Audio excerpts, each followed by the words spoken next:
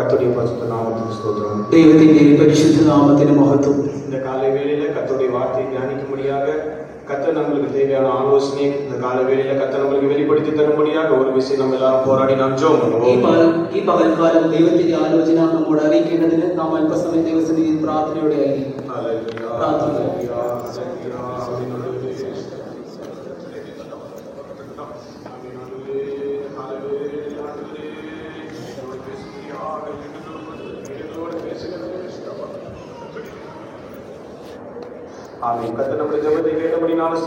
ദൈവം നമ്മുടെ പ്രാർത്ഥന കേട്ടതിനായി സ്തോത്രം ചെയ്യാം.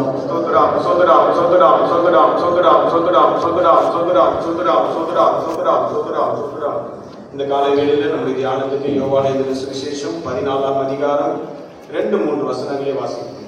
ഈ രാവിലെ സമയം നമ്മുടെ ധ്യാനത്തിനായി യോഹന്നാന്റെ സുവിശേഷം 14ആം അധ്യായം 1-2 വാക്യങ്ങൾ വായിക്കാം. தேவனிடத்தில் விசுவாசமாயிருங்கள், என்னிடத்திலும் விசுவாசமாயிருங்கள். என் பிதாவின் வீட்டில் அநேக வாசஸ்தலங்கள் உண்டு. அப்படி இல்லாதிருந்தால் நான் உங்களுக்கு சொல்லியிருப்பேன். ஒரு ஸ்தலத்தை உங்களுக்காக ஆயத்தம் பண்ண போகிறேன். എന്റെ പിതാവിന്റെ ഭവനത്തിൽ അനേകം വാസസ്ഥലങ്ങളുണ്ട്. ഇല്ലെങ്കിൽ ഞാൻ നിങ്ങളോട് പറയുമായിരുന്നു, ഞാൻ നിങ്ങൾക്ക് സ്ഥലം ഒരുക്കുവാൻ പോകുന്നു. ഞാൻ പോയി നിങ്ങൾക്ക് സ്ഥലം ഒരുക്കിയാൽ ഞാൻ ഇരിക്കുന്നിടത്ത് നിങ്ങളും ഇരിക്കേണ്ടതിന് പിന്നെയും വന്ന് നിങ്ങളെ എന്റെ അടുക്കൽ ചേർത്തുകൊള്ളും. இங்கே நம்ம வாசிக்க கேட்டோம். ഇവിടെ നാം വായിച്ചു കേട്ടു, நான் உங்களுக்காக ஒரு ஸ்தலத்தை ஆயத்தப்படுத்த ഞാൻ போகிறேன். നിങ്ങൾക്കായി ഒരു സ്ഥലം ഒരുക്കുവാൻ പോകുന്നു. இது நம்முடைய ஆண்டவராகிய இயேசு கிறிஸ்து இந்த பூமியில அவர் ஜீவித்த காலத்தில் அவர் சொன்னதான ஒரு வாக்குத்தத்தம் என்று எடுத்துக்கொள்ளலாம். നമ്മുടെ കർത്താവായ യേശു ക്രിസ്തു ഈ ഭൂമിയിലായിരിക്കുമ്പോൾ താൻ പറഞ്ഞ വാഗ്ദത്തമായി നമുക്ക് ഇതിനെ എടുക്കാം. இந்த பூமியில ஆண்டவர் அநேக வாக்குத்தத்தங்களை நம்மளுக்கு ஆண்டவர் கொடுத்திருக்கிறார். ഈ ഭൂമിയിൽ ദൈവം നമുക്ക് അനേകം വാഗ്ദത്തങ്ങളെ നൽകിയിരിക്കുന്നു. இந்த வேத வசனத்தில் அநேக வாக்குத்தத்தங்கள் நமக்கு காணப்படுகிறது. വേദപുസ്തകത്തിൽ അനേക വാഗ്ദത്തങ്ങളെ നമുക്ക് കാണുവാൻ സാധിക്കുന്നു. ஆனால் இந்த இடத்துல ஆண்டவர் குறிப்பாக சொல்லுகிறதான ஒரு வாக்கு என்ன என்றால், நான் உங்களுக்காக ஒரு இடத்தை ஆயத்தப்படுத்துவேன், பின்னும் நான் உங்களுக்காக மீண்டும் வந்து உங்களை சேர்த்துக் கொள்வேன் என்று ஆண்டவர் சொல்லுகிறார். എന്നാൽ ഈ വചനത്തിൽ കുറിപ്പായും പ്രധാനമായും ദൈവം പറയുന്നു, ഞാൻ നിങ്ങൾക്കായി ഒരു സ്ഥലം ഒരുക്കുവാൻ പോകുന്നു, ഒരുക്കിയ ശേഷമോ പിന്നെയും നിങ്ങളെ എന്റെ അടുക്കൽ വന്ന് അടുക്കൽ ചേർത്ത് കൊള്ളുമെന്ന് പറയുന്നു. இந்த இடத்துல நம்ம பார்க்கிறோம், ஆண்டவர் நம்மளுக்காக ஒரு இடத்தை ஆயத்தப்படுத்த போகிறார். ഇവിടെ നാം വായിക്കുന്നു, ദൈവം നമുക്കൊരു സ്ഥലത്തെ ഒരുക്കുവാൻ പോകുന്നു. அது எப்படிப்பட்ட ஒரு இடம், അത് എങ്ങനെയുള്ള ഒരു സ്ഥലമാണ്, அதுதான் வெளிப்படுத்தல். അതാകുന്നു വെളിപ്പാട് പുസ്തകം 12ஆம் அதிகாரம் 12ആം അധ്യായം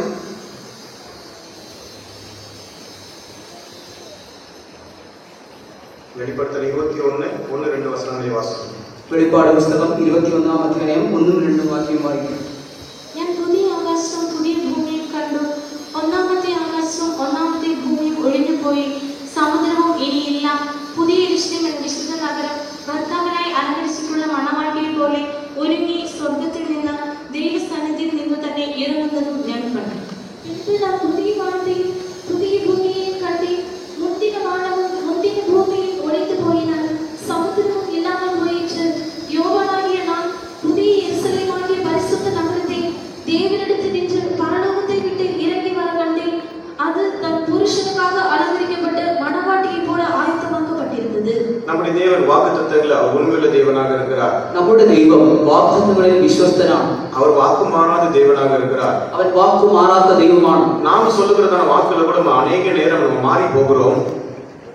நாம் சொல்லுகிறதான வார்த்தைகள் நம்ம கொடுக்கிறதான வாக்குகளை நம்ம அநேக நேரம் மாறி போகணும். നാം ചെയ്യുന്നതായ വാക്കുകളിലും നാം പറയുന്നതായ വാഗ്ദത്തങ്ങളിലും വാഗ്ദാനങ്ങളിലും നാം പലപ്പോഴും മാറിപ്പോകുന്നവരാണ്. ஆனால் நம்முடைய தேவன் அவர் நமக்கு தந்ததான வாக்குகள் அவர் ஒருபோதும் மாறுகிறதில்லை. എന്നാൽ നമ്മുടെ ദൈവം നമുക്ക് തന്ന വാക്കുകളിൽ വാഗ്ദത്തങ്ങളിൽ മാറുന്നവനല്ല. அந்த ஸ்தலம் எப்படிப்பட்டதான ஒரு ஸ்தலம் என்று பரிசுத்த அப்போஸ்தலன் யோவானுக்கு ஆண்டவர் அந்த பத்மதீவில் ஆண்டவர் அவருக்கு வெளிப்படுத்தி தந்தார். അപ്പോസ്തലനായ യോഹന്നാന് പത്മോസ് ദ്വീപിൽ ആ സ്ഥലം എങ്ങനെയുള്ളതെന്ന് ദൈവം വെളിപ്പെടുത്തി കൊടുത്തു. இந்த அப்போஸ்தலன் யோவான் இது ஆண்டவருடைய சீஷர் 12 சீஷரில் இவர் ஒரு சீஷராக காணப்பட்டார். കർത്താവിന്റെ 12 ശിഷ്യന്മാരിൽ ഒരുവനായി ഈ അപ്പോസ്തലനായ യോഹന്നാൻ കാണപ്പെട്ടു. இந்த அப்போஸ்தலன் யோவான் அந்த பத்மதீவுக்கு நாடு கடத்தப்பட்ட பிற்பாடு ஆண்டவர் அவரோட பேசின போது அங்க ஆண்டவர் அவருக்கு தரிசனம் கொடுத்தார். அங்கே அந்த தேசம் என்ன தேசம் என்றால் அது புதிய எருசலேம் என்ற ஒரு பட்டணம் என்று. പത്മോസ് ദ്വീപിലേക്ക് നാട് കടത്തപ്പെട്ടവനായ അപ്പോസ്തലനായ യോഹന്നാന് ദൈവം കർത്തൃ ദിവസത്തിൽ ആ നഗരത്തെ കുറിച്ച് വെളിപ്പെടുത്തി കൊടുത്തു. அது புதிய எருசலேம் ஆகிய பட்டணமாக என்று ஆண்டவர் அவருக்கு தரிசனத்தில் காண்பித்து கொடுத்தார். புதிய எருசலேம் என்ற விசுத்த நகரம் என்ற தெய்வம் தரிசனத்தில் தனக்கு வெளிப்படுத்தி கொடுத்து இந்த பூமியில அநேக பட்டணங்களை நம்மளால பார்க்க முடியும். ഈ ഭൂമിയിൽ അനേക പട്ടണങ്ങളെ നമുക്ക് ദർശിക്കുവാൻ കഴിയും. இந்த பூமியில எத்தனையோ விதமான நகரங்கள் உண்டு, எத்தனையோ விதமான மாநிலங்கள் உண்டு, எத்தனையோ விதமான இடங்கள் நம்மளால பார்க்க முடியும். ഈ ഭൂമിയിൽ എത്രയോ വ്യത്യസ്തപരമായ ഇടങ്ങളും സ്ഥലങ്ങളും മണിമാളികളും அதை കാണുവാൻ സാധിക്കുന്നു. ஆனால் இங்க நிரந்தரமாக இந்த பட்டணத்துல நம்மளால வசிக்க முடியாது. എന്നാൽ ഇങ്ങനെയുള്ള ഈ ഭൂമിയിലെ വാസസ്ഥലങ്ങളിൽ നമുക്ക് നിരന്തരമായി വസിക്കുവാൻ യോഗ്യമല്ല. இங்கே நம்ம பார்க்கிறதான பட்டணங்கள் ஒன்றுமே நமக்கு நிரந்தரமானது அல்ல. ഈ ഭൂമിയിൽ കാണുന്നതായ വാസസ്ഥലങ്ങളൊന്നും നമുക്ക് നിരന്തരമായി യോഗ്യമല്ല. நம்மளுடைய நிரந்தரமான பட்டணம் அது புதிய எருசலேமாக காணப்படுகிறது. നമ്മുടെ നിത്യമായ പട്ടണം അത് പുതിയ യെരൂശലേമാണ്. ஆனபடியால் தான் பரிசுத்த பவுல் எபிரேயர் 13 அதிகாரம் 14 வசனத்தில் குறிப்பிடுகிறார். അതുകൊണ്ടാണ് അപ്പോസ്തലനായ പൗലോസ് എബ്രായർക്കെഴുതിയ ലേഖനം 13 വാക്യത്തിൽ പറയുന്നത്, ഇവിടെ നമുക്ക് നിലനിൽക്കുന്ന നഗരമില്ലല്ലോ, വരുവാനുള്ളത്രേ നാം അന്വേഷിക്കുന്നത്. நிலையான நகரம் நமக்கு இங்கே இல்லை, வரப்போகிறதை நாடி தேடுகிறோம். இங்கே நம்மளுக்கு நிலையான நகரம் ஒன்றுமே இல்லை, வரப்போகிறதை நாம் நாடி தேடுகிறோம் என்று அப்போஸ்தலர் பவுல் அங்கு குறிப்பிடுகிறார். ഇവിടെ നമുക്ക് നിലനിൽക്കുന്ന നഗരമില്ല എന്നും വരുന്നതിന് വേണ്ടി നാം അതിനുവേണ്ടി ജാഗ്രതയോടെ ഇരിക്കണമെന്ന് വിശുദ്ധനായ പൗലോസ് പറയുന്നു. பூமிக்குரிய இஸ்ரவேல் தேசத்துல பார்க்கும்போது அங்க ஒரு எருசலேம் பட்டணம் காணப்படுகிறது. ഭൗമികമായി നോക്കുമ്പോൾ യെരൂശലേം എന്നൊരു പട്ടണം നമുക്ക് കാണുവാൻ കഴിയും. ஆனால் நித்தியத்துல நம்ம பார்க்கும்போது ஆண்டவராகிய இயேசு கிறிஸ்து நமக்காக அந்த புதிய எருசலேமை ஆண்டவர் நமக்காக உண்டாக்கி இருக்கிறார். എന്നാൽ നിത്യതയിൽ നാം നോക്കുമ്പോൾ പുതിയ യെരൂശലേം എന്ന നഗരം ദൈവം നമുക്കായി ഒരുക്കുന്നു. സിയോൻ அதோட இசைவினைப்பான கட்டப்பட்டதான ஒரு நகரமாக இருக்கிறது. സിയോൻ അതിനോട് തമ്മിലിണക്കിയ നഗരമായി കാണപ്പെടുന്നു. அந்த புதிய எருசலேம் ஆகிய அந்த சியோனில் காணப்படுகிறதானவர் அந்த பிதாவாக தேவனும் ஆட்டுக்குட்டியானவரும் பின்பு 144,000 பேர் அந்த இடத்துல காணப்படுவார்கள்.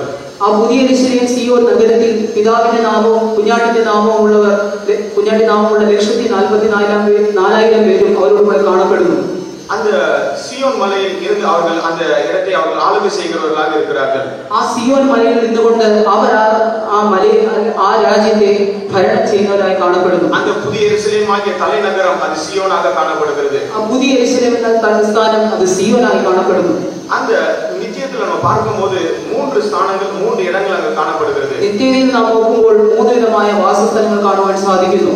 ഒന്ന് പുതിയ ഭൂമി, ഒന്ന് പുതിയ ഭൂമി, புதிய வானம், പുതിയ ആകാശം, புதிய எருசலேம். പുതിയ യെരൂശലേം. இந்த புதிய பூமிக்கு ரட்சிக்கப்பட்டதான ஜனங்கள் இந்த புதிய பூமிக்கு கடந்து செல்கிறார்கள். രക്ഷിക്കപ്പെട്ടതായ ജനം ഈ പുതിയ ഭൂമിയിലേക്ക് കടന്നു ചെല്ലുന്നു. இந்த புதிய வானத்துக்கு பழைய ஏற்பாட்டு பரிசுத்தவான்களும் இரத்த சாட்சிகளும் அவர்கள் கடந்து செல்கிறார்கள். രക്തസാക്ഷികളും പഴയ നിയമ വിശുദ്ധന്മാരും ഈ പുതിയ ആകാശം എന്ന വാസസ്ഥലത്തേക്ക് ചെല്ലുന്നു. ஆனால் இந்த புதிய எருசலேமுக்கு கடந்து போகிறவர்கள் பூர்ணமாக்கப்பட்டதான பரிசுத்தவான்கள் மாத்திரம்தான் இந்த புதிய எருசலேமுக்கு அவர் கடந்து செல்கிறார்கள். പൂർണ്ണമാക്കപ്പെട്ട വിശുദ്ധന്മാർക്ക് മാത്രമാണ് ഈ പുതിയ യെരൂശലേം എന്ന വിശുദ്ധ നഗരത്തിലേക്ക് പ്രവേശിക്കുവാൻ കഴിയുന്നത്. நாம் செல்லுகிறதான அந்த பட்டணத்தை குறித்து நமக்கு அது குறித்தான ஒரு அறிவு நமக்கு உண்டாக வேண்டும்.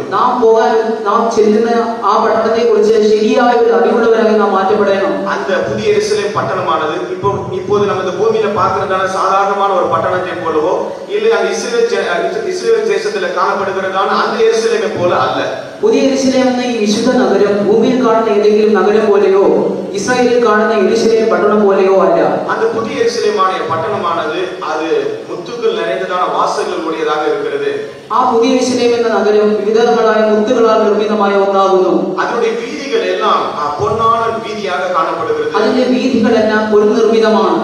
அங்கே சூரியனும் சந்திரனும் அங்கு காணப்படாது. സൂര്യൻ ചന്ദ്രനും അവിടെ ആവശ്യമില്ല. அங்க ஆட்டுக்குட்டியானவரே அதுக்கு வெளிச்சமாக காணப்படுகிறார். കുഞ്ഞാട് തന്നെ ആ പട്ടണത്തിന് വെളിച്ചമായി കാണപ്പെടുകയാണ്. ஆனபடினால இந்த தேசத்தை குறித்துதான ஒரு அறிவு, இது படித்ததான ஒரு வெளிப்படுத்தல் நமக்கு உண்டாக வேண்டும். ഈ ദേശത്തെ കുറിച്ചുള്ളതായ ഒരു അറിവ്, ഒരു വെളിപ്പാട് നമ്മുടെ ജീവിതത്തിൽ ഉണ്ടായിരിക്കണം. ஆண்டவராகிய இயேசு கிறிஸ்து வெகு சீக்கிரமாக அவர் வரப்போகிறார். കർത്താവായ യേശു ക്രിസ്തു അതിവേഗം വരുവാൻ പോകുന്നു. நான் உங்களுக்காக ஒரு ஸ்தலத்தை ஆயத்தப்படுத்த போயிருக்கிறேன். ഞാൻ നിങ്ങൾക്കായി ഒരു സ്ഥലം ഒരുക്കുവാൻ പോയിരിക്കുന്നു. ஆனால் அந்த ஸ்தலத்தை ஆயத்தப்படுத்தின பிற்பாடு ஆண்டவர் நம்மை அந்த ஸ்தலத்துக்கு கொண்டு செல்லும்படியாக சீக்கிரமாக வரப்போகிறார். ആ സ്ഥലം തയ്യാർ ചെയ്ത ശേഷം ആ സ്ഥലത്തേക്ക് നമ്മെ കൊണ്ടു ചെല്ലുവാൻ കർത്താവ് വേഗം വരുവാൻ പോകുന്നു. அந்த ஸ்தலத்துக்கு நம்மை கொண்டு செல்லும்படியாக ஆண்டவராகிய இயேசு கிறிஸ்து இந்த பூமியிலே அவர் மனித அவதாரம் எடுத்து இந்த பூமியில வந்து நம்முடைய பாவங்களுக்காக, நம்முடைய அக்கிரமங்களுக்காக, நம்முடைய மீறுதலுக்காக அவர் காயப்பட்டு அவர் கல்வாரி சிலுவையில் நம்மளுக்காக ரத்தம் சிந்தி அவர் மூன்றாவது நாள் அவர் உயிரோடு எழும்பினார். ആ സ്ഥലത്തേക്ക് നമ്മെ കൊണ്ടുചെല്ലുവാൻ വേണ്ടിയാണ് നമ്മുടെ കർത്താവ് മനുഷ്യാവതാരമായി ഭൂമിയിലേക്ക് വരികയും നമ്മുടെ പാപങ്ങൾക്കും അതിക്രമങ്ങൾക്കും വേണ്ടി മരിച്ച് അടക്കപ്പെട്ട് മൂന്നാം നാൾ ഉയർത്തെഴുന്നേറ്റത്. அந்த பட்டணத்தை குறித்து முதலாக நாம் படிக்கும் பொழுது ആ പട്ടണത്തെ കുറിച്ച് ഒന്നാമതായി നാം ചിന്തിക്കുമ്പോൾ அந்த பட்டணம் தேவனுடைய ஜீவனுள்ள நகரம் என்று அழைக்கப்படுகிறது. ആ പട്ടണം ദൈവത്തിന്റെ ജീവനുള്ള നഗരം എന്ന് അറിയപ്പെടുന്നു. எபிரேயர் 12-ാം அதிகாரம் 12-ാം വചനത്തിൽ വാസിக்கிறோம். എബ്രായർ 12:12 നാം വായിക്കുന്നു. 12:22.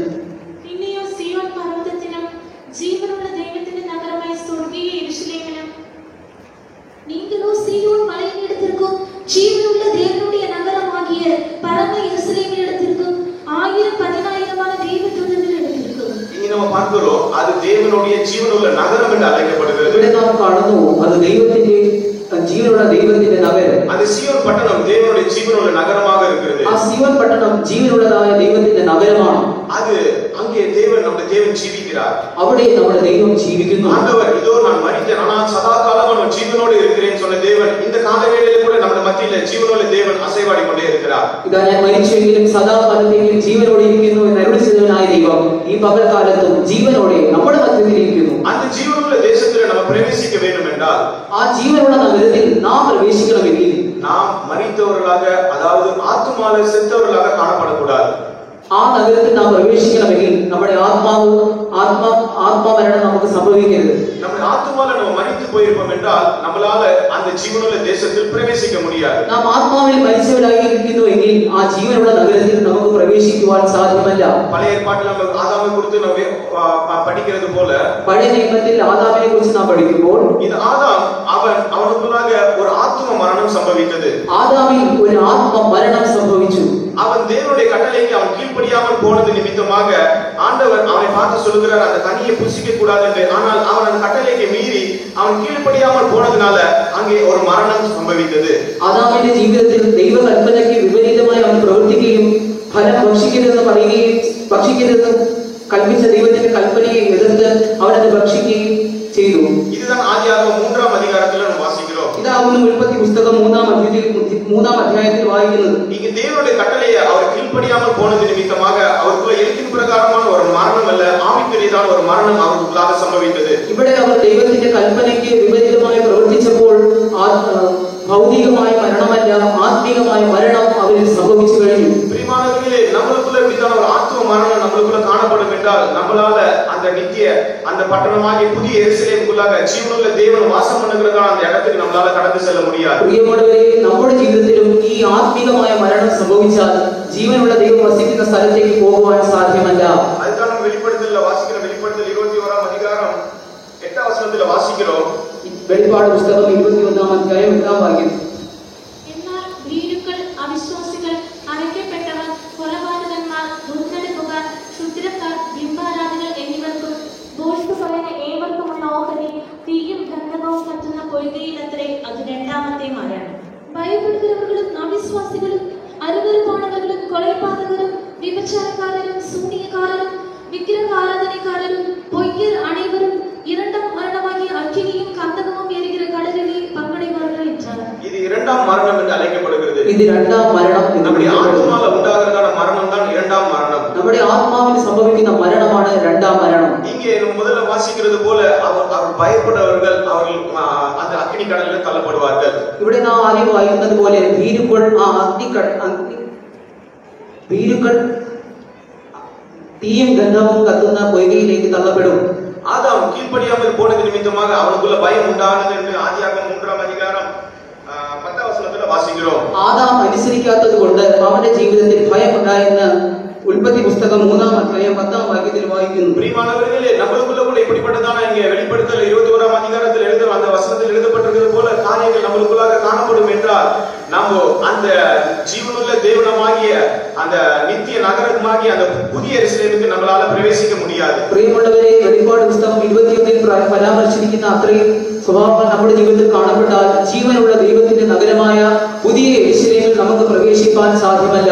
அடுத்ததாக அந்த பட்டணத்தை குறித்து நாம் படிக்கும்போது അടുത്തതായ ആ പട്ടണത്തെ കുറിച്ച് നാം പഠിക്കുമ്പോൾ அந்த புதிய எருசலேம் பட்டணமானது அது ஒரு நீதியுள்ள நகரம் என்று அழைக்கப்படுகிறது. പുതിയ യെരൂശലേം എന്ന പട്ടണം അത് നീതിയുടെ നഗരം എന്ന് അറിയപ്പെടുകയാണ്. ஏசாயா 1-ാം അധികാരം 26-ാം വചനത്തിൽ വായിக்கிறோം. യെശയ്യാ പ്രവചനം 1-ാം അധ്യായം 27-ാം വാക്യത്തിൽ അത് വായിക്കുന്നു. 26-ാം വാക്യത്തിൽ അത് വായിക്കുന്നു. ഞാൻ നിന്റെ ന്യായാധിപന്മാരെ ആദിയിൽ എന്ന പോലെയും നിന്റെ ആവർത്തനക്കാരെ ആരംഭത്തിങ്കൽ എന്ന പോലെയും ആക്കും. അതിനുശേഷം നീ നീതിപുരം എന്നും വിശ്വസ്ത നഗരം എന്നും വിളിക്കപ്പെടും. உன் நியாயாதிபதிகளை முன் இருந்தது போலவும் உன் ஆலோசனைக்காரரை ஆதியில் இருந்தது போலவும் திரும்ப கட்டளையிடுவேன். பின்பு நீ நீதிபுரம் என்றும் சத்திய நகரம் என்றும் பெயர் பெறுவாய். இந்த பட்டணத்துக்கு நீதிபுரம் என்று பெயர் எடுக்கிறார்கள். ഈ പട്ടണത്തിന് നീതിപുരം എന്ന പേര് വിളിക്കപ്പെടുന്നു. இந்த பட்டணத்துக்குள்ளாக நம்ம கடந்து செல்ல வேண்டும் என்றால் ഈ പട്ടണത്തിൽ നാം പ്രവേശിക്കേണ്ടതിന് நம்ம புதிய യെരൂശലേம் அந்த இடத்துக்கு நம்ம அங்க கடந்து செல்ல வேண்டும் என்றால் പുതിയ യെരൂശലേം എന്ന നഗരത്തിൽ നാം പ്രവേശിക്കണമെങ്കിൽ நாம் நீதிமான்களாக மாற்றப்பட നാം வேண்டும். നീതിമാന്മാരായി മാറ്റപ്പെടണം. நீதிமான்கள் மாத்திரம்தான் அந்த புதிய യെരൂശലേமாக ஆண்டவர் பணிந்து இருக்கிறதான அந்த பட்டணத்துக்குள்ளாக பிரவேசிக்க முடியும். ദൈവം പണിതിരിക്കുന്നതായ പുതിയ യെരൂശലേം എന്ന പട്ടണത്തിൽ നീതിമാന്മാർക്ക് മാത്രമേ പ്രവേശനം സാധ്യമായിട്ടുള്ളൂ. நாம் எப்படி நீதிமான்களாக மாற்ற முடியும்? നാം എങ്ങനെ നീതിമാന്മാരായി മാറ്റപ്പെടുവാൻ കഴിയും? நம்முடைய பாவங்களை அறிக்கை செய்கிறது நிமித்தமாக നമ്മുടെ പാപങ്ങൾ ഏറ്റുപറയുന്നതിലൂടെ. 1-ാം യോവാൻ 5-ാം അധികാരം 9-ാം വചനത്തിൽ വായിக்கிறோம். 1 യോഹന്നാൻ 5-ാം അധ്യായം 9-ാം വാക്യത്തിൽ വായിക്കുമ്പോൾ நம் பாவங்களை நம்ம அறிக்கை செய்யும்போது നാം നമ്മുടെ പാപങ്ങളെ ഏറ്റുപറയുമ്പോൾ ஆண்டவராகிய இயேசு கிறிஸ்துவின் ரத்தம் நம்முடைய பாவங்களை அகற்றி நம்மை கழுவி சுத்திகரித்து நம்மளுக்குள்ள இருக்கிறதான எல்லா அநீதிகளையும் அது நீக்கக்கூடியதாக இருக்கிறது. കർത്താവായ യേശുക്രിസ്തുവിന്റെ രക്തം സകല പാപവും പോക്കി നമ്മെ വിശുദ്ധീകരിച്ച് നമ്മെ നീതിമാന്മാരാക്കി മാറ്റുന്നു.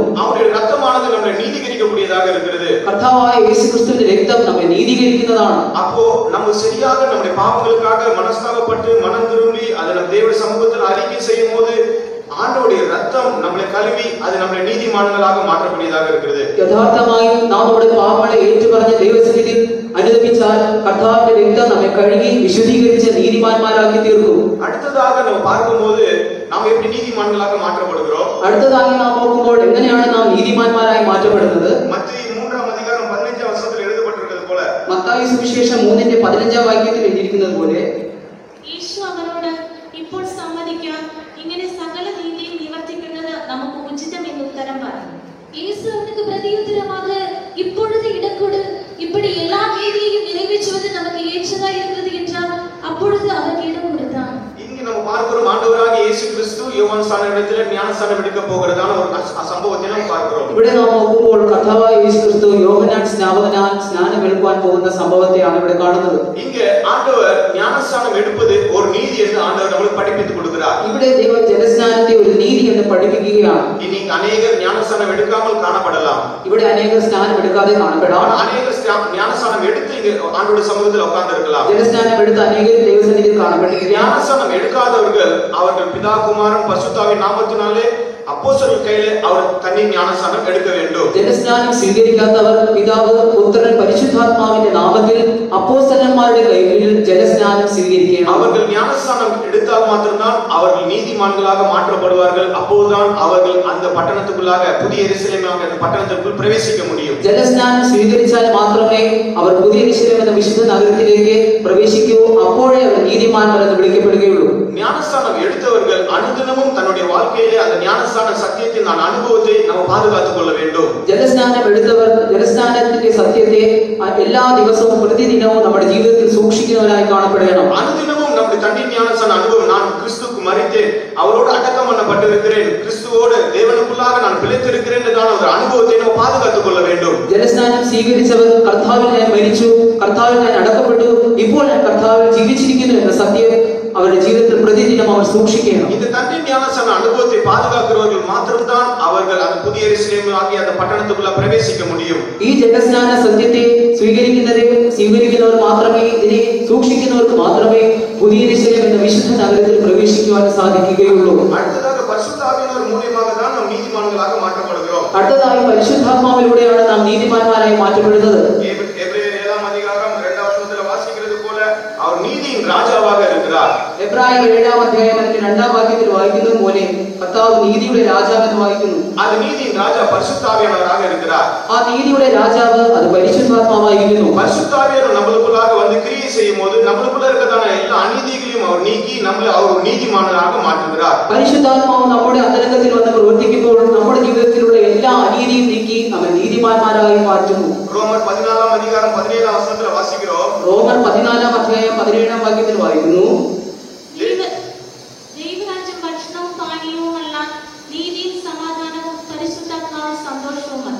தேவனுடைய ராஜ்யம் புசிப்பும் குடிப்பும் அல்ல, அது நீதியும் சமாதானமும் பரிசுத்த ஆவியினால் உண்டாகும் சந்தோஷமுமாய் இருக்கிறது. இங்க நம்ம என்ன வாசிக்க கேட்டோம்? தேவனுடைய ராஜ்யம் அது புசிப்பும் குடிப்பும் அல்ல, அது நீதியும் சமாதானமும் பரிசுத்த ആവിയാനവർ ഉണ്ടാകുന്നതാണ് സന്തോഷமாக இருக்கிறது. ഇവിടെ നാം എന്താണ് വായിച്ചത് കേട്ടത്? ദൈവത്തിന്റെ രാജ്യം ഭക്ഷണവും പാനീയവുമല്ല, അത് നീതിയും സമാധാനവും പരിശുദ്ധാത്മാവിനുള്ള സന്തോഷവും അത്രേ. அப்போ பரிசுத்த ஆவியானவர் நமக்குள்ளாக வரும்போது அந்த நீதியின் கிரியை பரிசுத்த ஆவியானவர் நமக்குள்ளாக நடப்பிக்கிறார். പരിശുദ്ധാത്മാവ് നമ്മിൽ വരുമ്പോൾ ആ നീതിയുടെ പ്രവൃത്തി നമ്മുടെ ഉള്ളിൽ അത് ആരംഭിക്കുകയാണ്. ஆனபடியால் தான் இப்படிப்பட்டதான காத்திருப்பு கூட்டங்கள் எல்லாம் நம்ம சபையில நல்ல ஆவியின் பகுதிகள் ஞாயிற்றுக்கிழமை பார்க்கும்போது ஆவியின் பகுதிகள் எல்லாம் நமக்கு ஆண்டவர் கொடுத்திருக்கிறார். അതിനുവേണ്ടിയാണ് കാത്തിരിപ്പ് കൂട്ടങ്ങളും ആത്മനിർഭര സമയങ്ങളും നമുക്ക് സഭയിൽ നൽകപ്പെട്ടിരിക്കുന്നത്. அந்த நேரங்களில் நன்றாக ஆவியில நிரம்பி அந்நிய பாஷைகளை பேசும்போது நமக்குள்ள காணப்படுகிறதான எல்லா அநீதிகளையும் அந்த பரிசுத்த ஆவியானவர் நீக்கி நம்மளை ஒரு நீதிமானாக ஆண்டவர் மாற்றுகிறார். ആ സമയങ്ങളിൽ നാം ശരിയായി പരിശുദ്ധാത്മാവിന്റെ ശക്തിയാൽ നിറഞ്ഞ് അന്യഭാഷകളിൽ സംസാരിച്ച് ദൈവത്തിൽ സന്തോഷിക്കുമ്പോൾ നമ്മുടെ ഉള്ളിലുള്ള എല്ലാ അനീതിയും നീക്കി ദൈവം നമ്മെ നീതിമാന്മാരാക്കി മാറ്റും. ஒருவன் ஜெகத்தினாலும் ஆவியினாலும் பிறவாயிட்டால் அவன் பரலோக ராஜ்யத்தில் பிரவேசிக்க முடியாது. വെള്ളത്താലും ആത്മാവിനാലും ജനിച്ചനായാലും ദൈവരാജ്യത്തിൽ പ്രവേശിപ്പാൻ സാധ്യമല്ല. நாம் நீதிமான்களாக மாற்றப்பட வேண்டும் என்றால் நாம் ஆவியினாலும் பிறந்தவர்களாக இருக்க வேண்டும். നാം നീതിമാന്മാരായി മാറ്റപ്പെടണമെങ്കിൽ നാം ആത്മാവിനാലും ജനിക്കുന്നവരായിരിക്കണം. நம்ம எந்த அளவு ஆவியில நிரம்புறோமோ அந்த அளவு பரிசுத்த ஆவியானவர் கிரியை நமக்குள்ளாக நடைபெறும். എത്രത്തോളം നാം പരിശുദ്ധാത്മാവിൽ നിറയപ്പെടുന്നുവോ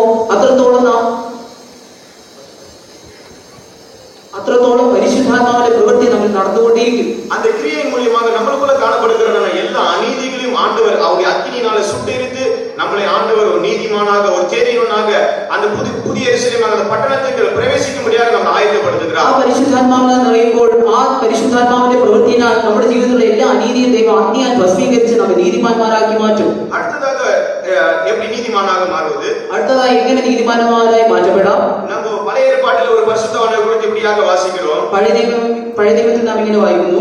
1 சாமுவேல் 24 அதிகாரம் 17 வசனத்துல வாசிக்கிறோம். 1 ശമൂവേൽ 24:17 വായിക്കുന്നു. പിന്നെ അവൻ ദാവീദിനോട് പറഞ്ഞത്, നീ എന്നേക്കാൾ നീതിമാൻ, ഞാൻ നിനക്ക് തിന്മ ചെയ്തതിന് നീ എനിക്ക് നന്മ പകരം ചെയ്തിരിക്കുന്നു. இங்க நம்ம வாசிக்கிறோம். இந்த இடத்துல எல்லாருக்கும் அறிந்ததான ஒரு சம்பவமாக இருக்கிறது இது. ഇവിടെ നാം വായിക്കുന്നു, ഇതെല്ലാവർക്കും പരിചിതമായ ഒരു സംഭവമാണ്. இங்கே சவுல் தாவீதை கொல்லும்படியாக அவன் வகை தேடி வருகிறான். ഇവിടെ ശൗൽ ദാവീദിനെ കൊല്ലുവാൻ വക അന്വേഷിച്ചു വരികയാണ്. ஆனால் அந்த இடத்துல பார்க்கும்போது அந்த சூழ்நிலையை முற்றிலுமாக மாற்றப்படக்கூடியதாக இருக்கிறது.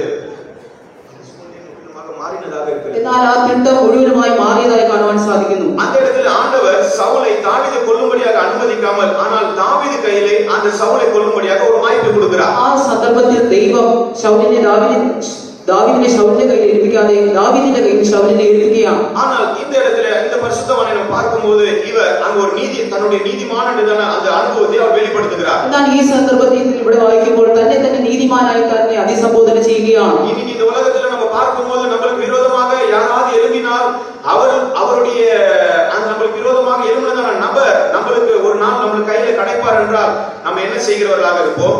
നമുക്ക് വിരോധമായി പ്രവർത്തിക്കുന്ന ഒരു വ്യക്തിയെ ഒരു ദിവസം നമ്മുടെ കയ്യിൽ കിട്ടിയാൽ നാം എന്തെല്ലാം പ്രവർത്തിക്കുന്നവരായി കാണപ്പെടുന്നു. அன்னைக்கு இந்த நபர் என்னை பழி வாங்கினதை நான் இன்னைக்கு அவரோட பழி வாங்குவேன் என்றுதான் எண்ணத்தோட தான் இருப்போம். അവൻ എന്നോട് അന്ന് പ്രതികാരം ചെയ്തു, ഇന്ന് ഞാൻ അവനോട് പ്രതികാരം ചെയ്യുന്നു എന്ന് നാം പറയുന്നവരാണ്. ஆனால் இங்க தாவீது ராஜா சொல்லுகிறதான காரியம் என்ன? എന്നാൽ രാജാവായ ദാവീദ് എന്താണ് പറയുന്നത്? அபிஷேகம் பண்ணப்பட்டவர் மேல் கை போட மாட்டேன். അഭിഷേകത്തിന്റെ മേൽ കൈ വെക്കുകയില്ല. தாவீது ஒரு நீதிமானாக காணப்படுகிறார். ഇവിടെ ദാവീദ് ഒരു നീതിമാനായി കാണപ്പെടുന്നു. இங்கே தீமை செய்ய வந்ததான சவுலுக்கு இந்த தாவீது நன்மை செய்கிறவராக இருந்தார். തിന്മ ചെയ്യുവാൻ വന്ന ശൗലിനോട് ദാവീദ് നന്മ ചെയ്യുന്നവനായി കാണപ്പെടുന്നു. நாம கூட நம்முடைய வாழ்க்கையில நம்மளுக்கு தீமை செய்கிறதான ஒவ்வொருத்தருக்கும் நம்ம நன்மை செய்கிறவர்களாக இருக்கும்போது தான் நம்ம ஒரு நீதிமானாக மாற்றப்பட முடியும். നമ്മുടെ ജീവിതത്തിലും അങ്ങനെ തന്നെ നമുക്ക് തിന്മ പ്രവർത്തിക്കുന്നവരുടെ നന്മ പ്രവർത്തിക്കുന്നവരായി തീർന്നാൽ മാത്രമേ നമുക്ക് നീതിമാന്മാരായി മാറ്റപ്പെടുവാൻ സാധിക്കുകയുള്ളൂ. அப்படி நன்மை செய்யும்போது மாத்திரம்தான் அந்த பரலோக பட்டணமாகிய புதிய எருசலேமுக்குள்ளாக நம்மளால பிரவேசிக்க முடியும். അങ്ങനെ നാം ചെയ്യുന്നുവെങ്കിൽ മാത്രമേ സ്വർഗീയ നഗരമായ പുതിയ യെരൂശലേം എന്ന നഗരത്തിൽ നമുക്ക് പ്രവേശിക്കുവാൻ സാധിക്കുകയുള്ളൂ.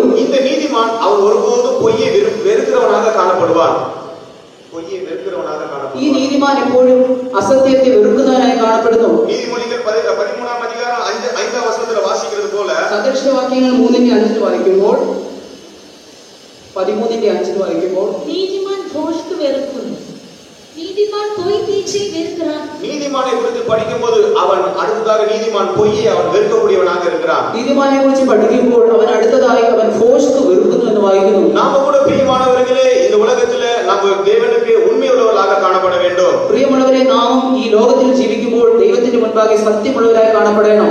நம்ம போய் பேசுவோம் என்றால் நாம் இந்த பரலோக பட்டணமாகி அந்த புதிய எருசலேமுக்குள்ளாக நம்மளால பிரவேசிக்க முடியாது. നാം ഫോഴ്സ് സംസാരിക്കുന്നവരാണെങ്കിൽ പുതിയ യെരൂശലേം എന്ന വിശുദ്ധ നഗരത്തിൽ നമുക്ക് പ്രവേശിക്കുവാൻ കഴിയുകയില്ല. ஆண்டவர் சொல்லுகிறார், நான் உங்களுக்காக ஒரு ஸ்தலத்தை ஆயத்தப்படுத்துவேன் என்று. ദൈവം പറയുന്നു, ഞാൻ നിങ്ങൾക്കായി ഒരു സ്ഥലം ഒരുക്കുവാൻ പോകുന്നു. கர்த்தருடைய பரிசுத்த நாமத்துக்கு ஸ்தோத்திரம். ദൈവത്തിന്റെ വിശുദ്ധ നാമത്തിന് സ്തോത്രം. அந்த ஸ்தலம் புதிய எருசலேமாகி அந்த பட்டணத்துக்குள்ள பிரவேசிக்க வேண்டும் என்றால் நாம் ஒரு நீதிமான்களாக மாற்றப்பட ആ வேண்டும். പുതിയ യെരൂശലേം എന്ന വിശുദ്ധ നഗരത്തിൽ പ്രവേശിക്കേണ്ടതിന് നാം ഒരു നീതിമാനായി കാണപ്പെടണം. ஆண்டவராக இயேசு கிறிஸ்துவை குறித்து நாம் படிக்கும் பொழுது കർത്താവായ യേശു ക്രിസ്തുവിനെ കുറിച്ച് പഠിക്കുമ്പോൾ அவர் தம்முடைய மரணத்துல அவர் அந்த நூற்றுக்கு அதிபதி அவரை குறித்து இப்படியாக ஒரு சாட்சி சொல்லுகிறார். തന്റെ அவர் சிலுவையின் மரணத்துல நூற்றுக்கு அதிபதி அவரை குறித்துதான ஒரு சாட்சி சொல்லுகிறார். തന്റെ മരണത്തിൽ ശതാധിപനായ ഒരു വ്യക്തിയെ കുറിച്ച് യേശു ഇങ്ങനെ പറയുന്നു. லூக்கா எழுதின சுவிசேஷம் 23ஆம் அதிகாரம் 47ஆம் வசனத்துல வாசிக்கிறோம்.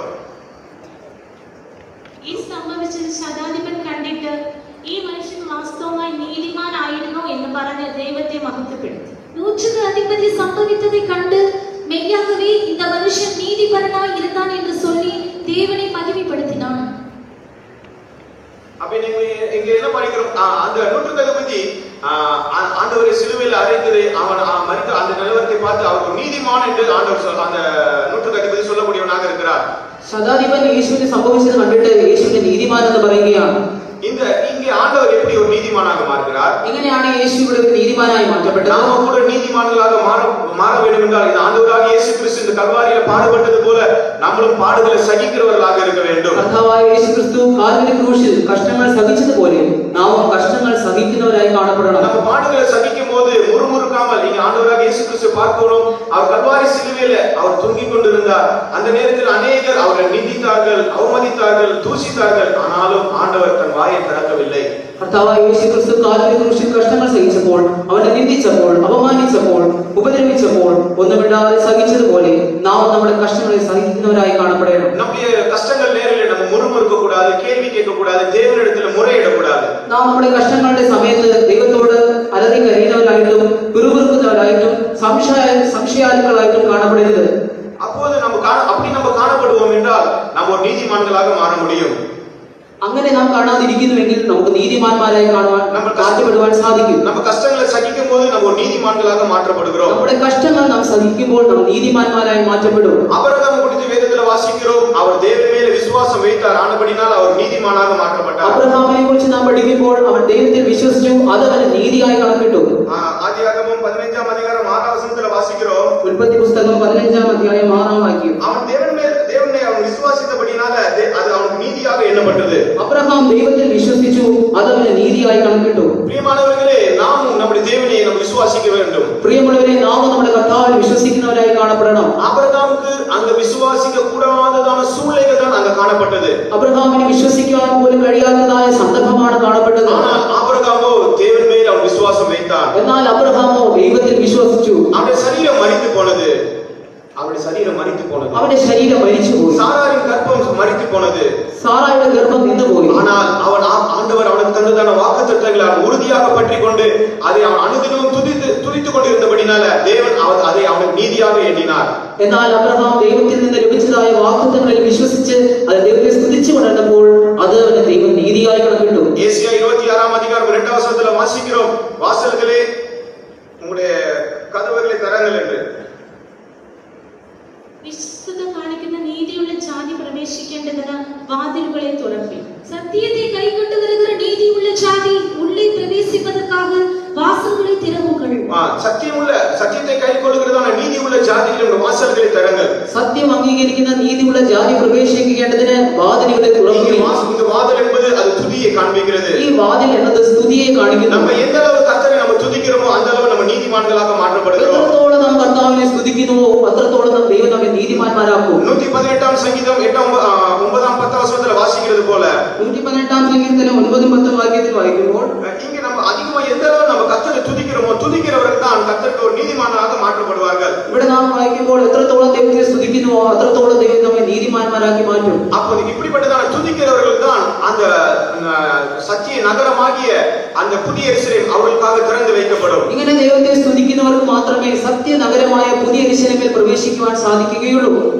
ஆண்டவர் வெகு சீக்கிரம் வரப்போகிறார். കർത്താവ് അതിവേഗം വരുവാൻ പോകുന്നു. அவர் அந்த வேலையை சீக்கிரமாக முடித்துக் கொண்டே இருக்கிறார். അവൻ ആ വേലയെ എത്രയും വേഗം തീർക്കുവാൻ പോകുന്നു. உங்களுக்காக ஒரு ஸ்தலத்தை ஆயத்தப்படுத்துகிறேன். നിങ്ങൾക്ക് വേണ്ടി ഞാൻ ഒരു സ്ഥലം ഒരുക്കുവാൻ പോകുന്നു. சீக்கிரமாக நான் வந்து உங்களை சேர்த்துக் கொள்வேன். എന്നിട്ട് വേഗം നിങ്ങളെ എന്റെ അടുക്കൽ ചേർത്തുകൊള്ളും. அது புதிய எருசலேம் பட்டணமாக இருக்கிறது. അത് പുതിയ യെരൂശലേം എന്ന വിശുദ്ധ പട്ടണമാണ്. அந்த பட்டணத்தில் இருக்கிற தலைநகரம் சீயோனாக காணப்படுகிறது. ആ പട്ടണത്തിന്റെ തലസ്ഥാനം സീയോനായി കാണപ്പെടുകയാണ്. ஒரு நீதிமானாக மாற்றப்படுவோம் என்றால் அந்த பட்டணத்துக்குள்ளாக நம்மளால பிரவேசிக்க முடியும். നാം ഒരു നീതിമാന്മാരായി മാറ്റപ്പെടുന്നുവെങ്കിൽ നമുക്ക് ആ പട്ടണത്തിൽ പ്രവേശിക്കുവാൻ സാധിക്കും. அடுத்ததாக அந்த பட்டணத்துக்குள் நம்ம போகணும் என்றால் நம்ம ஒரு உண்மையுள்ளவர்களாக காணப்பட வேண்டும். ആ പട്ടണത്തിലേക്ക് നാം ഇനി പ്രവേശിക്കണമെങ്കിൽ നാം സത്യമുള്ളവരായി കാണപ്പെടണം. ஏசாயா 1:26 வசனத்துல வாசிக்கிறது போல യെശയ്യാവ് 1:26 വായിക്കും പോലെ அந்த கடைசி போர்ஷனை மாத்திரம் வாசிங்க.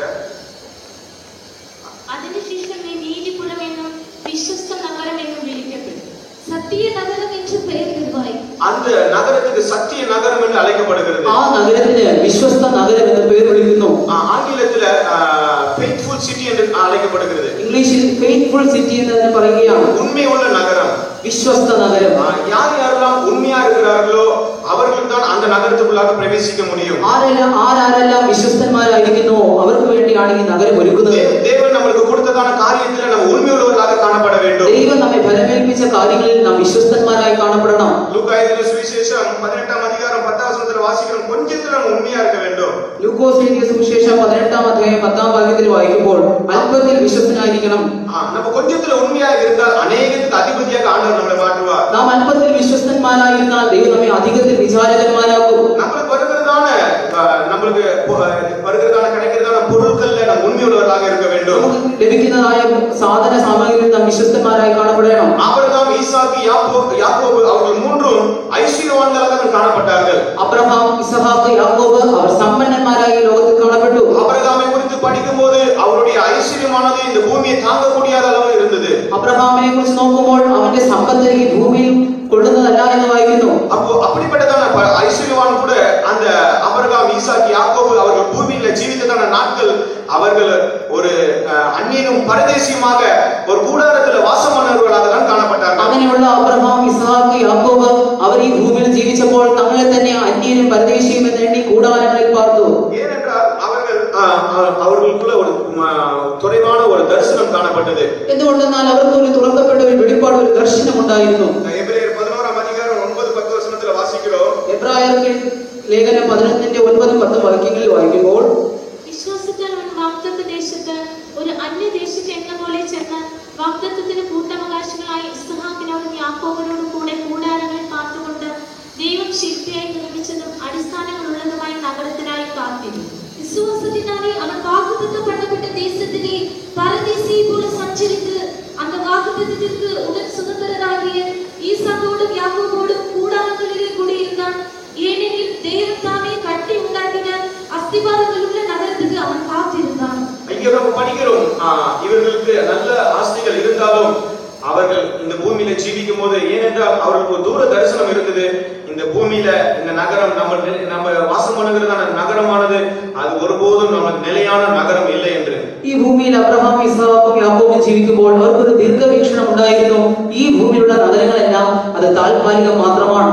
அப்போது அவர்களுக்கு அந்த தரிசனம் இருந்தபடினால்தான் அந்த பூமியில அவர்கள் கூடாரவாசியாக காணப்பட்டார்கள். ആ ദർശനം അവർക്കുള്ളത് കൊണ്ടാണ് അവർ കൂടാരവാസികളായി ഭൂമിയിൽ ജീവിച്ചത്. இந்த பூமியில நம்மளுக்கு ஆண்டவர் நம்மளுக்கு எல்லாம் கொடுத்தாலும் நம்ம ஆவிக்குரிய ஜீவிதத்துல நம்ம ஒரு கூடாரவாசிகளாக தான் காணப்பட வேண்டும். ഈ ഭൂമിയിൽ ദൈവം നമുക്കെല്ലാം നൽകിയാലും ഈ ഭൂമിയിൽ ആത്മീകപരമായി നാം കൂടാരവാസികളായി കാണപ്പെടണം. கர்த்தர் நம்ம கையில கொடுத்ததான எல்லா விஷயங்களையும் நம்ம உண்மையுள்ளவர்களாக காணப்பட வேண்டும். ദൈവം നമ്മെ ഫലമേൽപ്പിച്ച എല്ലാ വിഷയങ്ങളിലും നാം വിശ്വസ്തന്മാരായി കാണപ്പെടണം. ஜெப விஷயங்களில் நம்ம உண்மையுள்ளவர்களாக இருக்க வேண்டும். പ്രാർത്ഥനാ വിഷയങ്ങളിൽ നാം വിശ്വസ്തന്മാരായിരിക്കണം. சபை ஆலயம் கூடி வருவது விஷயத்தில் உண்மையுள்ளவர்களாக காணப்பட வேண்டும். സഭയുടെ കൂടിവരവുകളിൽ നാം വിശ്വസ്തന്മാരായിരിക്കണം. வேத வாசிப்பது, குடும்ப ஜெபம் செய்வதில் நம்ம உண்மையுள்ளவர்களாக காணப்பட வேண்டும். ദൈവവചനം വായിക്കുന്നതിലും കുടുംബ പ്രാർത്ഥനയിലും നാം വിശ്വസ്തന്മാരായി കാണപ്പെടണം. உண்மையுள்ளவர்கள் கொஞ்சத்தில் உண்மை இருந்தால் அநேகத்துக்கு அதிபதியாக மாற்றுவேன் சொன்ன தேவன் ஆண்டவர் சீக்கிரமாக வரப்போகிறார். അല്പത്തിൽ വിശ്വസ്തനായിരുന്നാൽ അധികത്തിൽ വിചാരകനാക്കുമെന്ന് അരുളിച്ചതിനായ ദൈവം വേഗം വരുവാൻ പോകുന്നു. அப்படிப்பட்டவர்களை சேர்க்க முடியாத ஆண்டவர் வெகு சீக்கிரத்தில் வருகிறார். അങ്ങനെയുള്ള വിശ്വസ്തന്മാരെ ചേർക്കുവാൻ യേശു വേഗത്തിൽ വരുവാൻ പോകുന്നു. இந்த பூமியில காணப்படுகிறதான பாடுகள் ஒரு 10 நாள் பாடுகள் மாத்திரம்தான். ഈ ഭൂമിയിൽ നമുക്കുള്ള കഷ്ടം അത് 10 ദിവസത്തെ കഷ്ടം മാത്രമാണ്. ஆனால் அதுதான் வெளிப்படுத்தல் 2 அதிகாரம்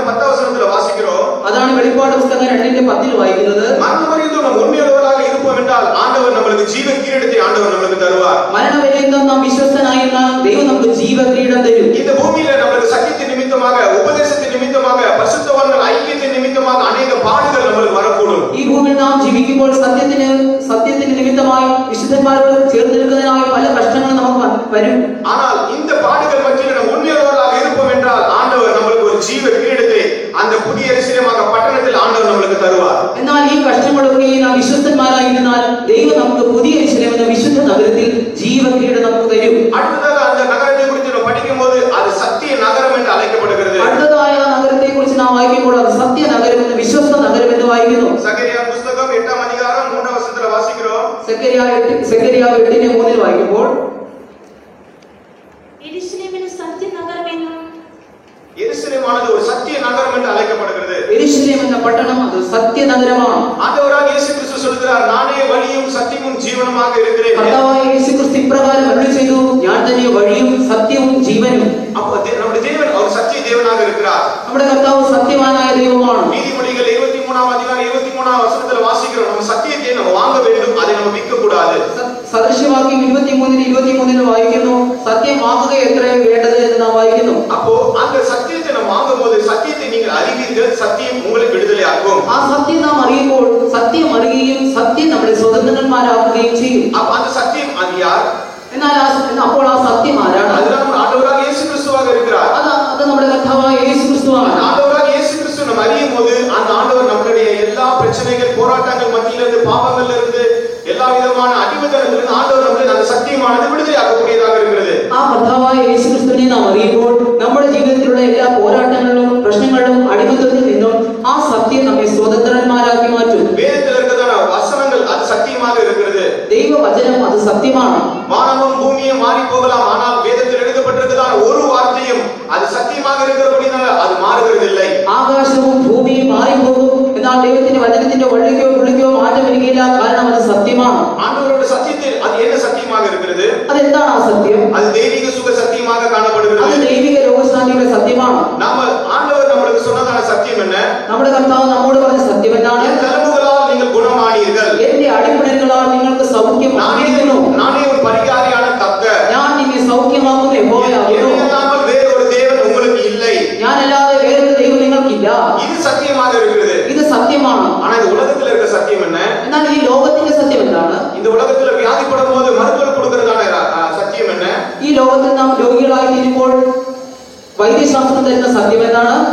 இந்த வியாதிக்கு இந்த மருந்துகளை நீங்கள் உபயோகிக்க வேண்டும். ഈ വ്യാധിക്ക്, ഈ രോഗത്തിന് ഈ മരുന്ന് നിങ്ങൾ ഉപയോഗിക്കണം. ஆனால் பிரியமானவர்களே, இந்த உலகத்துல எந்த வியாதிக்கும் எந்த மருந்துமே கிடையாது. എന്നാൽ പ്രിയമുള്ളവരെ, നമുക്ക് ഈ ലോകത്തിൽ ഒരു വ്യാധിക്കും ഒരു മരുന്നും ലഭ്യമല്ല. ஆண்டவராக இயேசு கிறிஸ்து தம்முடைய கல்வாரி சிலுவையில நம்மளுக்காக ஆண்டவர் அவர் அடிக்கப்பட்டார். அவர் காயங்களால நம்ம எல்லாரும் அவர் தழும்புகளால் குணமாய் இருக்கிறோம். കാൽവരി ക്രൂശിൽ ചാട്ടവാറുകളാൽ അടിയേറ്റ കർത്താവിന്റെ അടിപ്പിണരുകളാൽ നമുക്ക് സൗഖ്യം വന്നിരിക്കുന്നു. அந்த சத்தியமுள்ள நகரத்துக்கு நம்ம பிரவேசிக்க வேண்டும் என்றால் இந்த சத்தியத்தை நம்ம அறியும் போது இந்த சத்தியம் நம்முடைய வியாதியிலிருந்து நம்மளை விடுதலையாக்கக்கூடியதாக இருக்கிறது. ഈ സത്യം നാം അറിയുമ്പോൾ ഈ സത്യം നമ്മുടെ വ്യാധി രോഗങ്ങളിൽ നിന്ന് വിടുതൽ തരും. அடுத்ததாக இந்த நகரத்தை குறித்து நாம் படிக்கும்போது, അടുത്തതായി ഈ നഗരത്തെ കുറിച്ച് നാം പഠിക്കുമ്പോൾ, இது ஒரு பரிசுத்த நகரம் என்று ഇത് ഒരു அழைக்கப்படுகிறது. വിശുദ്ധ നഗരം എന്ന് വിളിക്കപ്പെടുന്നു. வெளிப்படுத்தல் 21ஆம் அதிகாரம் 10ஆம் வசனத்துல வாசிக்கிறோம். വെളിപ്പാട് പുസ്തകം 21:10 വായിക്കുന്നു. അവൻ എന്നെ ആത്മവിശുദ്ധിയിൽ ഉയർന്നൊരു വൻമലയിൽ കൊണ്ടുപോയി യെരൂശലേം എന്ന വിശുദ്ധ നഗരം பெரிதும் உயரமுமான ஒரு பர்வதத்தின் மேல் என்னை ஆவியில் கொண்டு போய் தேவனுடைய மகிமையை அடைந்த எருசலேமாகிய பரிசுத்த நகரம் பரலோகத்தை விட்டு தேவனிடத்திலிருந்து இறங்கி வருகிறது எனக்கு காண்பித்தான். இங்க நம்ம படிக்கிறோம் எருசலேம் பட்டணமானது ஒரு பரிசுத்த நகரம் என்று. ഇവിടെ നാം വായിക്കുന്നു പുതിയ യെരൂശലേം എന്ന പട്ടണം അതൊരു വിശുദ്ധ നഗരമാണ്. இங்கே அசுத்தமானவர்கள் ஒருவரும் அந்த நகரத்துக்குள்ள பிரவேசிப்பதில்லை. അശുദ്ധി പ്രവർത്തിക്കുന്നവരാരും ഈ പട്ടണത്തിൽ പ്രവേശിക്കുകയില്ല. அதுதான் வெளிப்படுத்தல் 21ஆம் அதிகாரம் 27ஆம் வசனத்தில் வாசிக்கிறதான அந்த அசுத்தமான ஒருவரும் அந்த பட்டணத்துக்குள்ளாக பிரவேசிக்க முடியாது. അതാണ് വെളിപ്പാട് പുസ്തകം 21:27 വായിക്കുന്ന അശുദ്ധി പ്രവർത്തിക്കുന്നവരൊക്കെ ആർക്കും ഈ പട്ടണത്തിൽ പ്രവേശിക്കുവാൻ സാധ്യമല്ല. நம்முடைய தேவன் பரிசுத்தத்தில் வாசம் பண்ணுகிற தேவனாக இருக்கிறார். നമ്മുടെ ദൈവം വിശുദ്ധിയിൽ വസിക്കുന്നവനാണ്. அவர் பரிசுத்தமே அவருடைய அலங்காரமாக இருக்கிறது. വിശുദ്ധിയാണ് നമ്മുടെ കർത്താവിന്റെ അലങ്കാരം. அவர் பாவத்தை பாராத சுத்த கண்ணனாக இருக்கிறார். பாவத்தை பாராத சுத்த கண்ணனாக இருக்கிறார். അവൻ പാപത്തെ അറിയാത്ത വിശുദ്ധനായിരിക്കുന്നു. யாரும் சேரக்கூடாத ஒளியிலே அவர் வாசம் பண்ணுகிற தேவனாக இருக்கிறார். അടുത്ത് കൂടാത്ത വെളിച്ചത്തിൽ വസിക്കുന്നവനായിരിക്കുന്നു. கேருபீன்களும் செராபீன்களும் இரவும் பகலும் அவர் பரிசுத்தர் பரிசுத்தர் பரிசுத்தர் என்று அவர் போற்றுகிறதாக இருக்கிறது. സെറാഫുകൾ രാപ്പകൽ വ്യത്യാസമില്ലേ, അവൻ പരിശുദ്ധൻ പരിശുദ്ധൻ പരിശുദ്ധൻ എന്ന ദൈവത്തെ മഹത്വപ്പെടുത്തുന്നു. அந்த பட்டணத்துக்குள்ள நம்ம பிரவேசிக்க வேண்டும் என்றால், ആ പട്ടണത്തിൽ നാം പ്രവേശിക്കണമെങ്കിൽ நம்ம பரிசுத்தமான ஒரு ஜீவியம் செய்ய வேண்டும். നാം ഒരു വിശുദ്ധമായ ജീവിതം ചെയ്യണം. நான் பரிசுத்தராக இருக்கிறது போல ஆகையால் நீங்களும் பரிசுத்தராக இருங்கள் என்று ஆண்டவர் சொல்லி இருக்கிறார். ഞാൻ വിശുദ്ധനാകിയാൽ നിങ്ങളും എനിക്ക് വിശുദ്ധന്മാരായിരിക്കും എന്ന് കർത്താവ് പറയുന്നു. நம்ம ரட்சிக்கப்படும் போது பாவத்திலிருந்தும் பாவிகளிலிருந்து நாம் வேறுபிரிக்கப்படுகிறோம். நாம் ரட்சிக்கப்படும்போது பாவத்தில் நின்னும் பாவிகளில் நின்னும் நாம் வேறுபடுகைയാണ്.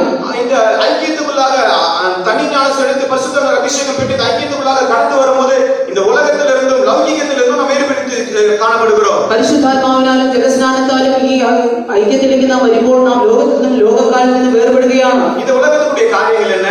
ഈ ലോകത്തിന്റെ കാര്യം എന്താണ്? நிச்சயம் மாம்சத்தின் நிச்சயம் ஜீவனத்தின் பெருமையாக காணப்படுகிறது. അത് കൺമോഹം, ജഡമോഹം, ജീവനത്തിന്റെ പ്രതാപം എന്ന് നാം കാണുകയാണ്. ஆனபடினால இப்படிப்பட்டதான வாழ்க்கையிலிருந்து அசுத்தமான காரியத்திலிருந்து நம்ம விலகி நம்ம பாதுகாத்து நம்ம ஒரு பரிசுத்தமான ஒரு ஜீவியம் செய்ய வேண்டும். അതുകൊണ്ട് ഈ പാപപരമായ ജീവിതത്തിൽ നിന്ന് നമ്മെ തന്നെ സൂക്ഷിച്ച് നാം ഒരു വിശുദ്ധ ജീവിതം നയിക്കുന്നവരായി കാണപ്പെടണം.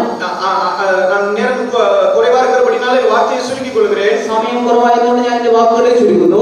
அடுத்தபடியாக இது தேவனுடைய சிங்காசனம் என்று அழைக்கப்படுகிறது. ഇത് അടുത്തതായി ഇത് ദൈവത്തിന്റെ സിംഹാസനം എന്ന് വിളിക്കപ്പെടുകയാണ്. യെരമ്യാ 3-ാം അധികാരം 17-ാം വചനത്തിൽ വാസിக்கிறோம். യെരമ്യാ പ്രവചനം 3:17 വായിക്കുന്നു. அக்காலத்திலே எருசலேமின் கர்த்தருடைய சிங்காசனம் என்பார்கள். காலத்தில் எருசலேமின் யெகோவாவுடைய சிங்காசனம் என்று பெயராகும். இது தேவனுடைய எருசலேம் நகரமானது தேவனுடைய சிங்காசனம் என்று அழைக்கப்படுகிறது. எருசலேம் என்ற இந்த நகரம் அது தெய்வத்தின் சிங்காசனம் என்று விളിக்கப்படுകയാണ്. இந்த சிங்காசனத்துக்கு நம்ம போக வேண்டும் என்றால் ഈ സിംഹാസനത്തിലേക്ക് നാം പോകണമെങ്കിൽ நாம் ஜெயஜீவன் செய்கிறவர்களாக காணப்பட வேண்டும். നാം ജയജീവനം ചെയ്യുന്നവരായി കാണപ്പെടണം. வெளிப்படுத்தல் 3-ാം അധികാരം 21-ാം വചനത്തിൽ എഴുതപ്പെട്ടിരിക്കുന്നത് പോലെ വെളിപ്പാട് പുസ്തകം 3:21 പരാമർശിച്ചിരിക്കുന്നത് പോലെ ஜெயிக்கிறவன் எவனும் அவன் பிதாவினுடைய சிங்காசனத்தை அவன் சுதந்தரிக்கிறான். ജയിക്കുന്നവന് ഞാൻ എന്നോടുകൂടെ എന്റെ സിംഹാസനത്തിൽ ഇരിപ്പാൻ വരം നൽകും.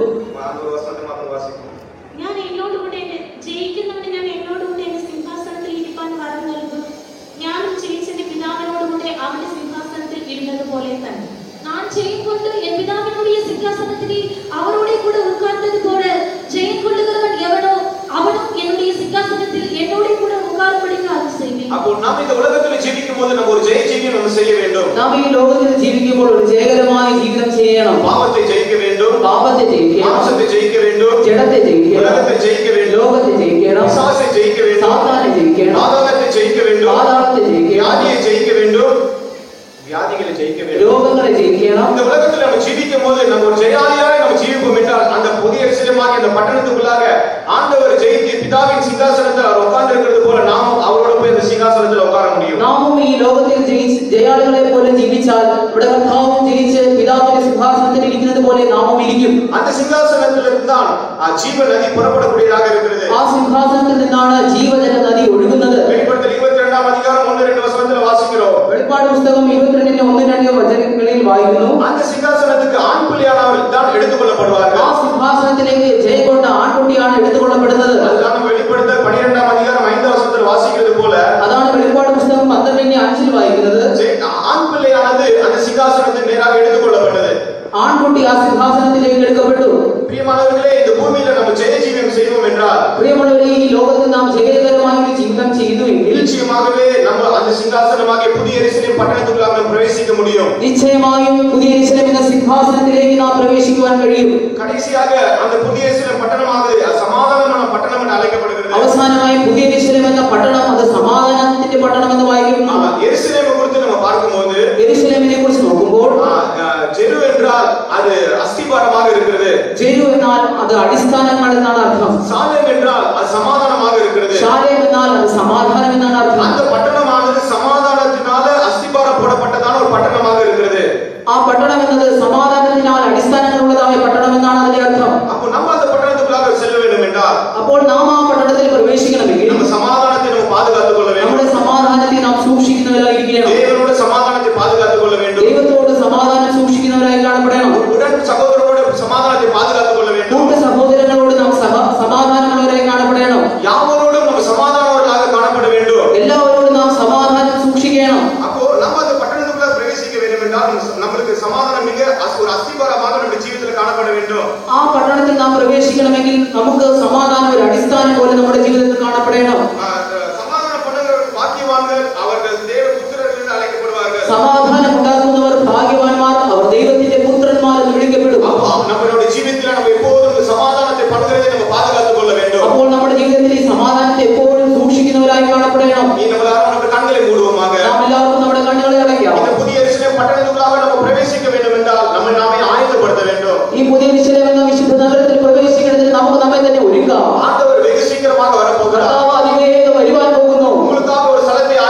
சொன்னேன். நான்